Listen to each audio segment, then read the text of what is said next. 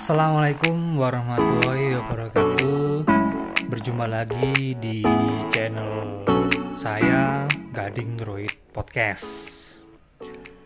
Di hari ini, hari Jumat, waktunya tema dari playlist Freedom Podcast. Sekedar informasi saja bahwa di podcast ini saya bagi menjadi beberapa playlist yang mana itu berbeda setiap harinya.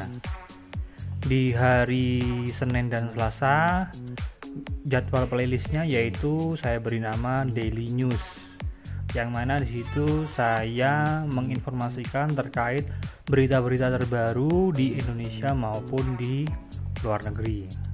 Kemudian di hari Rabu saya fokus ke games dan sport, yang mana saya kasih nama playlistnya yaitu game dan sportainment. Kemudian hari Kamis saya fokus di teknologi, dan hari Jumat ini yaitu playlistnya Freedom Podcast, yang mana temanya lebih bebas, lebih santai tapi serius, dan juga untuk temanya juga beragam di luar tema-tema yang tadi. Oke, langsung saja untuk yang mau saya informasikan kali ini, yaitu tips keamanan bertransaksi perbankan. Yang pertama, tips ini saya sampaikan berdasarkan pengalaman saya pribadi dan sampai sekarang saya praktekkan, sehingga tips yang saya berikan memang sudah saya praktekkan atau saya lakukan. Yang pertama yaitu jangan pinjam-pinjamkan HP kita.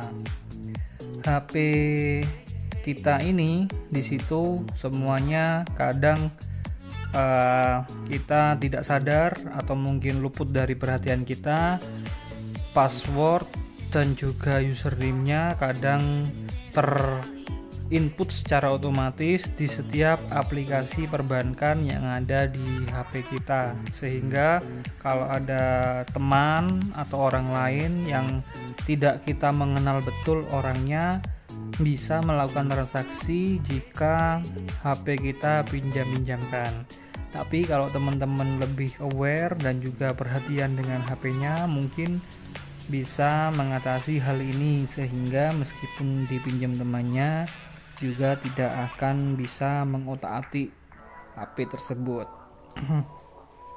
Tapi alangkah baiknya jangan dipinjam-pinjamkan kecuali memang kalian percaya dengan teman yang kalian berkomunikasi dengannya. Yang kedua tipsnya yaitu pastikan Anda menggunakan internet yang Anda ketahui keamanannya. Di sini mungkin hubungannya dengan internet banking ya.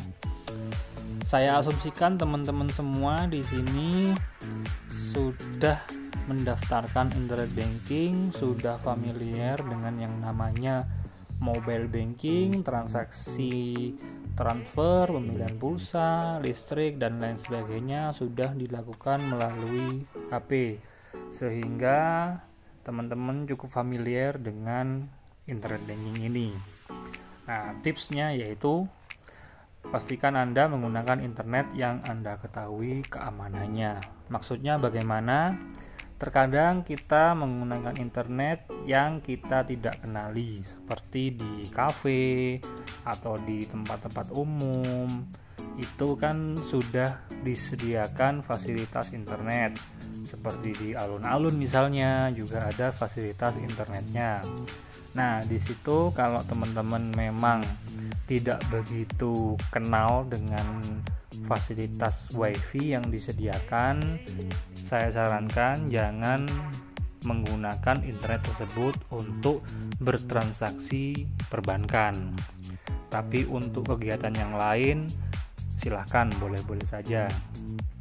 Tapi untuk keamanan, pastikan memang internet yang Anda gunakan memang Anda mengenali, seperti internet langsung koneksi dari handphone Anda sendiri, atau mungkin internet wifi dari telepon rumah Anda sendiri seperti Speedy, Biznet, dan juga wifi yang lain yang mana kalian mengenalnya. Karena apa? Banyak artikel, banyak berita yang menyebutkan ketika kita connect ke wifi yang tidak kita ketahui profilnya, di situ data kita akan direkam oleh si pemilik wifi tersebut. Kalau misal pemilik wifi tersebut memiliki niat yang jahat, maka data kita akan diketahui dan digunakan secara tidak baik, sehingga saya sarankan mending tidak menggunakannya seperti itu. Lanjut, tips yang ketiga yaitu selalu simpan di tempat yang aman username dan password. Ya, kadang kita sering lupa karena kebanyakan aplikasi ya, seperti aplikasi perbankan, aplikasi games, aplikasi media sosial, itu selalu meminta username dan password, sehingga kita menyimpan username dan password tersebut kadang di catatan HP kita, kadang juga kita simpan di SMS, atau mungkin disimpan di tempat-tempat yang lain yang ada di HP, dan itu keamanannya masih belum terjamin. Saya sarankan kalau memang kalian ingin lebih aman terkait username dan password, bisa digunakan di aplikasi tersendiri untuk mencatat username dan password, yang mana aplikasi tersebut terpercaya dan ada kata sandi untuk masuk ke aplikasi tersebut. Contohnya saja seperti aplikasi catatan atau aplikasi note, yang mana ada fasilitas untuk mengunci aplikasi tersebut sehingga tidak ada siapapun yang bisa mengakses kecuali Anda sendiri. Atau mungkin kalian catat username dan password kalian mengenai username interbanking atau username media sosial yang lain ini di buku tersendiri. Memang ini tips yang ketiga ini agak jadul ya, dalam artian zaman sekarang kok masih mencatat semuanya di buku, padahal sudah serba digital. Tapi tidak ada salahnya hal itu kita lakukan demi keamanan. Saya pribadi kadang punya buku tersendiri yang di situ isinya mengenai username dan password dari masing-masing aplikasi yang saya gunakan, termasuk aplikasi email dan juga media sosial yang lainnya, sehingga ketika suatu saat mungkin handphone kita hilang atau handphone kita jual dan beralih ke orang lain, maka username dan password tersebut sudah dipastikan tidak ada di HP. Kemudian tips yang keempat, gunakan rekening yang berbeda untuk setiap tujuan transaksi perbankan. Nah, ini tips mungkin berbeda ya kalau kalian mendengarkan atau melihat channel YouTube yang lain bagaimana cara bertransaksi perbankan yang aman. Kalau versi saya, ini saya bedakan memang dari setiap transaksi. Maksudnya seperti ini, saya contohkan kalau saya pribadi untuk kebutuhan transfer, untuk kebutuhan transaksi sehari-hari, di situ saya menggunakan rekening yang berbeda. Dan kemudian untuk tujuan saya menabung dan untuk investasi, itu rekeningnya juga berbeda. Jadi nominal rekening yang ada di rekening yang biasa kita gunakan untuk transfer atau untuk kegiatan sehari-hari seperti beli pulsa, bayar listrik, bayar angsuran, itu tersendiri di luar rekening yang kita gunakan untuk menabung dan investasi. Tujuannya apa? Biasanya untuk rekening yang saya gunakan, yang pertama, rekening transaksi dipastikan saldonya kecil. Mungkin paling banyak 5-10 juta rupiah. Itu untuk rekening yang biasa dibuat transaksi. Jadi di situ aktivitasnya padat, sering keluar masuk uang di sana, tapi memang nominalnya kecil. Sedangkan rekening yang saya gunakan untuk menabung dan investasi itu nominalnya di atas 10 juta rupiah, karena memang disitulah tempat saya menaruh uang dan menabung. Dan di rekening yang saya pakai untuk menabung dan investasi tidak saya daftarkan internet banking, tapi hanya ada fasilitas ATM saja, yang mana itu kadang ATM-nya juga tidak pernah saya bawa ketika saya bepergian. Jadi ATM tersebut saya taruh di rumah di tempat yang aman sehingga tidak digunakan untuk bertransaksi. Nah, seperti itu tips dari saya. Manfaatnya apa? Ketika kita mungkin terjadi sesuatu kepada rekening kita, misal kita kena tipu atau mungkin kita kena bajak dan lain sebagainya.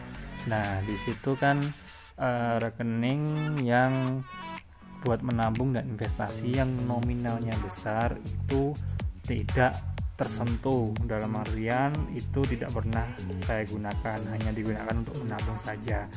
Jadi kerugian yang saya alami kalau memang itu terjadi tidak sebanyak ketika semua rekening tersebut saya daftarkan internet banking dan fasilitasnya juga saya sering gunakan dan saya aktifkan. Nah, itu tips dari saya, gunakan rekening yang berbeda untuk setiap tujuan transaksi. Terus yang tips selanjutnya yaitu jauhi aplikasi yang tidak terpercaya. Ya, sekarang ini banyak aplikasi yang tidak terpercaya, dalam artian untuk keamanannya tidak terjamin. Contohnya seperti aplikasi yang bisa diinstal di luar download dari Google Play. Seperti contoh aplikasi berbayar yang kita download secara gratis di internet, yang harusnya berbayar tapi akhirnya gratis. Nah, di situ aplikasi-aplikasi tersebut memang buatan pihak ketiga yang tidak terdaftar di Google Play yang menggunakan Android, atau tidak terdaftar di Apple Store yang menggunakan iPhone. Nah, di situ aplikasi tersebut harus teman-teman perhatikan, karena bisa jadi aplikasi tersebut disisipi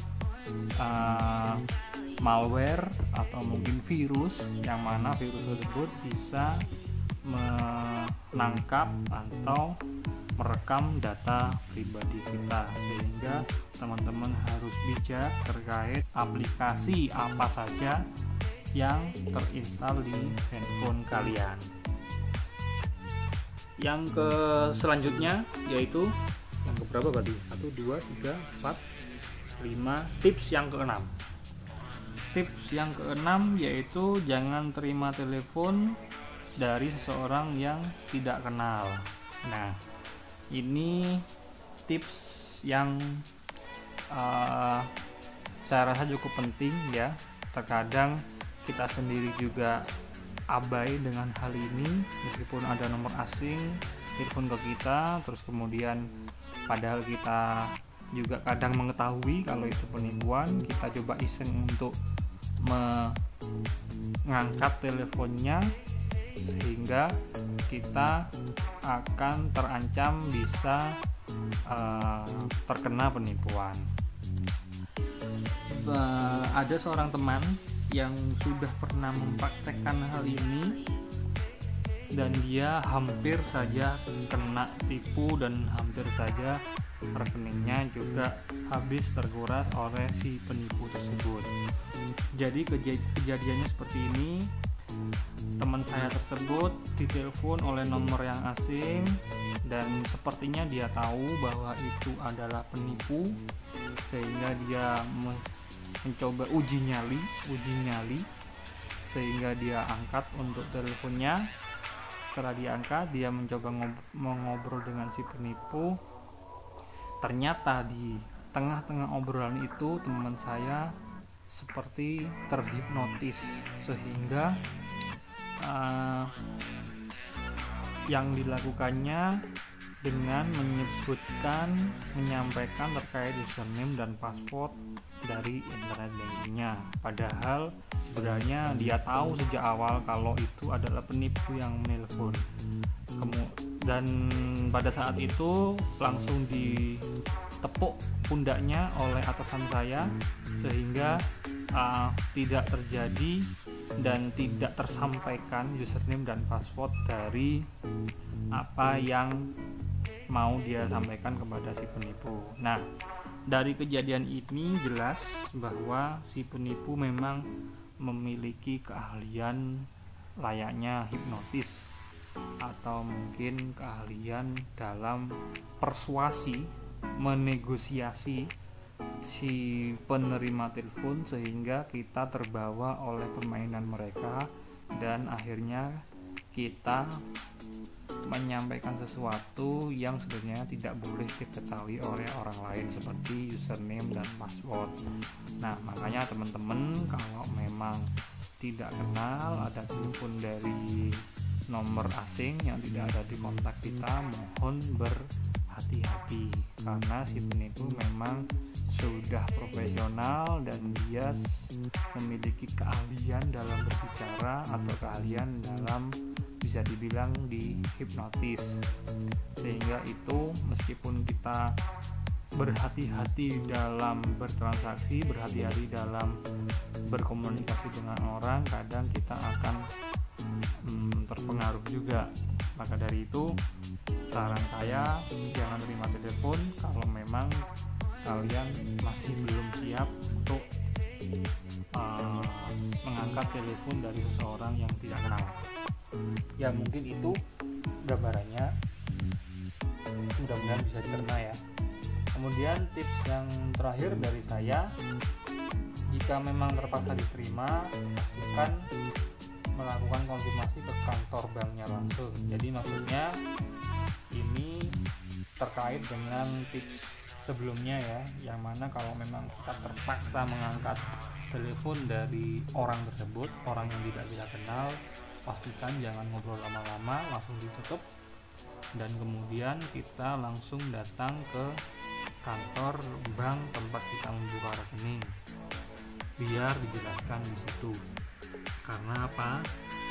Biasanya pihak bank itu selalu memiliki data dan selalu ada informasi resmi, entah itu terkait perubahan peraturan bank atau mungkin Anda mendapatkan hadiah dari bank, itu bank sudah ada datanya. Jika memang benar, itu pasti disampaikan ke kalian semua terkait apa yang telah terjadi, seperti itu. Jadi pastikan kalian datang ke kantor bank untuk memastikan apakah itu informasinya benar atau tidak. Jadi jangan langsung menanggapi si telepon tersebut. Ya, mungkin itu tips dari saya terkait keamanan bertransaksi perbankan.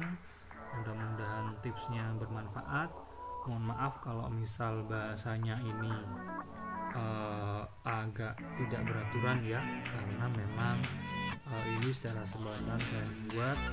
Semoga teman-teman memahami dan mengerti dan bermanfaat untuk kalian semua. Terima kasih. Berjumpa kembali di podcast selanjutnya. Saya akhiri. Assalamualaikum warahmatullahi wabarakatuh.